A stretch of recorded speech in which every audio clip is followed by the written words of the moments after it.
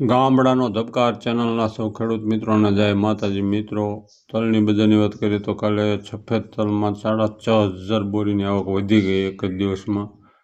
13,000 થી 14,000 કટ્ટાની આવક હતી, પણ ભાવ સ્થિર હતા. પરમ દિવસે 30-40 રૂપિયાનો સુધારો હતો સફેદ તલમાં. કાળા તલમાં કાલે 30-40 રૂપિયાનો ઘટાડો હતો, પણ બે વચ્ચે ડબલ ડિફરન્સ છે ભાવ. આવો ક્યારેય રહ્યો નથી ડિફરન્સ. હવે સફેદ કદાચ ઘટે અને સફેદ વધે અને કાળા ઘટે એવી પણ સંભાવના એક વર્ગ વ્યક્ત કરી રહ્યો છે. હવે બજારનો અવાજ જોઈએ તો તલની બજારનો મજબૂતાઈનો માહોલ છે, પરંતુ બીજી તરફ ઉનાળુ તલની આવક આજે વધી હતી. સફેદ તલની 13,000 થી 14,000 બોરીની આવક હતી અને કાળા તલની 3500 થી 4,000 બોરીની આવક હતી.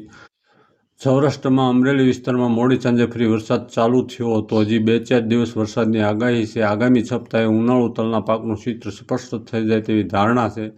તલની બજારમાં આ લેવલથી અને ખાસ કરી સફેદ તલમાં મંદી દેખાતી નથી. આગળ ઉપર હવે ડિમાન્ડ કેવી આવે છે તેની ઉપર આગળની બજારનો આધાર રહેલો છે.